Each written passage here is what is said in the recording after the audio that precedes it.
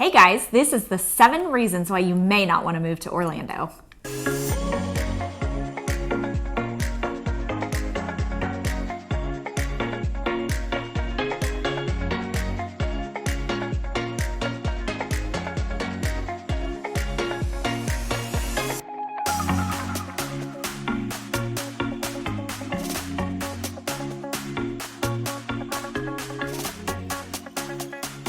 What's up guys, it's Dan and Leslie again from Addicted to the Mouse. Welcome back for another Moving to Orlando series. We announced a few videos ago that we are going to be moving our family to Orlando, mainly for Disney, but for several other reasons too. Check out the video that we did last week on top 10 reasons why you might want to move to Florida. This video is going to be a little more negative on all of the cons that we've considered and what has gone into our weighing of the pros and the cons and what we might not be so excited about seeing in the future. Before we get to that, go ahead and hit that subscribe button if you are at all interested in getting updates on our move to Orlando or our family vlogs. We are a travel-loving family. We have been on this journey to travel more and more and expose our kids to more cultures and diversity, and this is just one more adventure along the way. Absolutely. I guess let's dive right into it. Okay. So a lot has gone into weighing out of the pros and cons. These are our 7 reasons why we are not as excited to move. No, that's wrong. These are our 7 reasons that we have pushed aside and we are going to Orlando anyway, but definitely things that we did consider. We understand that it is not all going to be sunshine and roses. Yeah, so we're gonna go from the least biggest deal to the biggest deal as far as our reasons why we were considering not moving. All right, so number 7 is the wildlife. Yeah, snakes and gators. Yeah, now we live in Oklahoma, so we've dealt with plenty of snakes. So that's not really something that's completely out of our comfort zone, although I do not like them. I will never forget when we came home and our little bitty dog that weighed 13 pounds had a 5-foot rat snake in his mouth, flapping it back and forth in the middle of our yard. That was interesting. Yeah, so needless to say, I'm kind of the idea that the only good snake is a dead snake, but I understand they serve a purpose before anybody gets all over me on that one, but I'm a little terrified of them. And then the gators. I don't know anything about gators or what to expect other than the fact that everyone says if it's a body of water, expect that there's one in there. So we're probably not going to be doing a lot of swimming unless it's at like Volcano Bay. Yeah, or the ocean.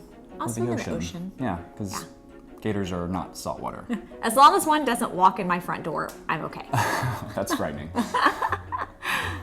All right, so number 6, it's kind of funny. If you watched last week's video, this was also on that list, but it's the weather for different reasons. Right. So the weather is one of the biggest reasons that we are so excited to get to Florida. However, there are downsides to that. There's downsides really to weather anywhere you go. I mean, you can go wildfires if you're in the west. Right now we deal with tornadoes. Go north and it's snowstorms, but down there it's hurricanes. Yeah, and in the middle of summer, it feels like you're standing on the surface of the sun. We go to Disney World a lot in July. And it hasn't been that bad. We learn how to kind of deal with the heat and different tricks. But yeah, if you're standing outside, not only is it really sticky, muggy, humid, and hot during the day in July, but every day there is a chance of at least an hour rainstorm in the afternoon, which is okay, except it gets even more muggy after it clears out of there. And then the hurricanes, I don't know. We deal with tornadoes now, so the thing with tornadoes is they're very spotty, so you might have one house get hit by a tornado and then a house or two down that house is just fine, but they pop out of nowhere. So that is kind of frightening because you might have a severe thunderstorm and there might be tornadoes, there might not be tornadoes. Our house got hit with either a very mild tornado or just a really windy gust storm. They never officially called it a tornado. Yeah, about 4 years ago. Yeah, but we had to replace our roof and do a bunch of stuff. But hurricanes hit everything in their path. They're pretty unpredictable until they get really close, but you do get a lot of notice of being able to prepare for them if they come your way. So this is just something we're gonna have to really learn to deal with and watch out for and be prepared for. I think we'll probably end up getting a generator and stocking up on water and certain supplies. Yeah, And as far as the humidity goes, the hair, if anybody has some tips, like ladies that live in Florida and deal with that humidity already, on what supplies, like hair products are the best, shoot them down below, because I'm definitely all about hearing what can help tame that. Yeah, because right now it's basically a hairband is what we do, what she does.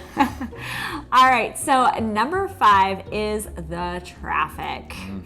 So this one is lower on our list because where we're planning on moving, we do not plan on spending a lot of time on I-4, which is where the horrible, awful, tragic traffic is.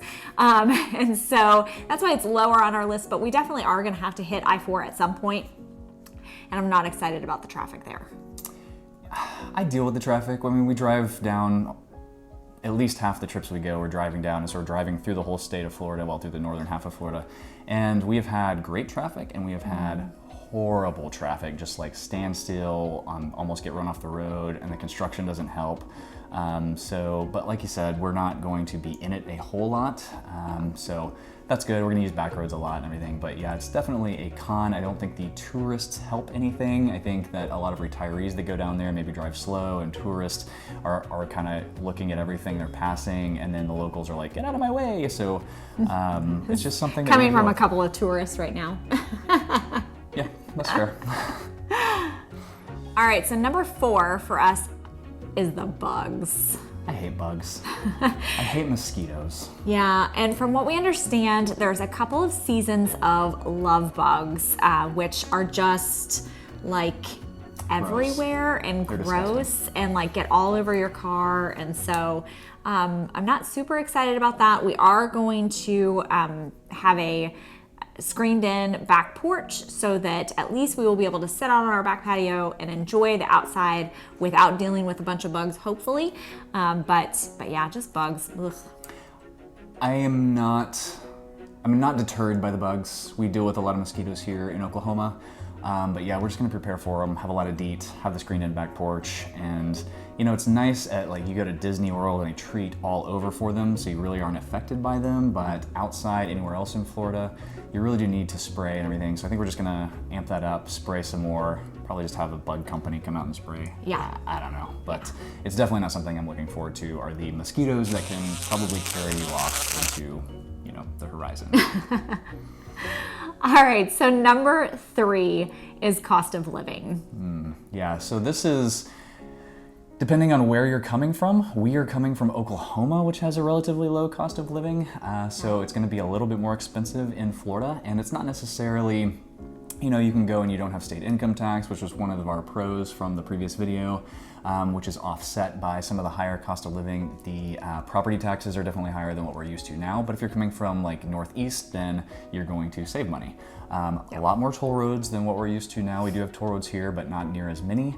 And then just the fact that we're going to be in an area where we want to be more active and do more things is going to just naturally cost more. And that alone makes for a higher cost of living. I mean, we're gonna want annual passes to Universal and Disney World, and we're gonna wanna drive and go to the beach, and we're gonna wanna do all the outdoor stuff. Take more cruises.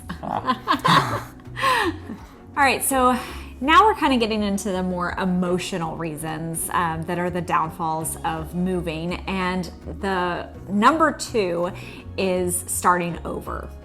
And this is going to be really true, actually number 1 and number 2 are really true regardless of where you're relocating to. So it's not really specific to Orlando, but for us, these are the 2 hardest things to overcome when we are talking about relocating our family. And we have lived here almost all of, like, I grew up in Tennessee, but I moved here in Oklahoma, and I've just been around. I went to college in Oklahoma, I graduated high school here. It's definitely a big change. Our kids have been here. I've lived here since I was a year and a half, so I've really never lived anywhere else. So, you know, you have all of these friends that we've had for years that some of them are still here, or this is where their parents live and they come back and visit, so we get to see them. And we've had the same church since before we were married. We have all of these little niches of areas that it's going to be tough to go and start completely over and start from scratch. Yeah, and I mean, it's everything. So new driver's license, new housing, new insurance, what grocery store you're gonna shop at, new routines, the kids will have new schools. It's a big change. It is. For sure. All right, so the number one reason, you probably could guess it, is moving away from our friends and family. This is tough. Both sets of families for us live here. And again, we have a lot of friends here. So I think what really helps this year, especially with 2020 and COVID, is that we have learned to see people, even people in town, remotely, like on Zoom calls or house party calls, FaceTime calls, whatever it is. Yeah. We have learned to engage that way. The kids are being socialized that way. I mean, they're not able to see their friends all the time because of COVID. And when they were out of school for what, 6 months. 6, 7 months, that's how they played with their friends, as they did it Just online. felt like 9 months. It felt like forever. And we have a little bit of experience of family not always being here because Dan's parents used to live in Texas. And so for about 15 or 16 years of us raising our kids and getting married and all of that, they lived down there. And they have since moved back. And what we have found is that the quality time that we spent whenever they lived in Texas is very different than the quality time that we spend now. And so we would go down and just dedicate, a whole week to each other. Or they would come up here and you would spend 24/7 together. Whereas now it's kind of like, oh, let's grab dinner or we'll see you for a little bit. So it's maybe the quantity is higher, but I feel like the quality time has gone down. So yeah, that's a really good point. And that's something that we are looking forward to, because when we come back, it's not going to be for an evening. It's going to be for a couple weeks, and it will be us spending like 4, 5, 6 days with our families and seeing our friends for a long period of time. And that will be nice because it's probably going to end up being seeing them more that way, I would assume. And I think that's another thing that COVID has taught us is that we value the time that we do get to spend together just so much more now than before this year. So for sure, yeah. So those are the 7 reasons why we have struggled with that decision a little bit. Definitely not enough to deter us, but again, we do want to acknowledge that it is not all perfect and it is not all going to be amazing. We want to make sure that we are going into this eyes wide open and that we've considered all of the pros and cons that at least we have thought of. If you can think of anything else, please just mention them in the comments below. We would love it if you tell us something that we've forgotten. Yeah, because we're kind of planners, if you couldn't tell. And so it helps if we can kind of wrap our heads around things before they come up.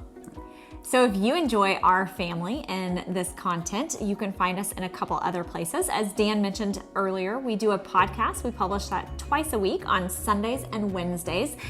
Give you lots of fun travel, moving, Disney, Universal, all kinds of stuff. So if you like to listen to podcasts, check us out there. And then we just launched a travel agency a couple of months ago. So Fantastical Vacations, if you're looking to travel, we would love to help you out as well. That's right, specialize in Disney, Universal, cruise lines, which not really cruising right now, but when they come back, absolutely, and then all-inclusive resorts. And then we are going to take a week off from posting on this channel for next weekend because we will actually be in Disney. We're going down to meet with a realtor in Orlando, so we'll talk about how that went this next week. And then while we're there, we are going to check out Disney World and see what all of the changes are like and what Christmas is like in Disney. Absolutely. All right, so until next time. We'll talk to you soon.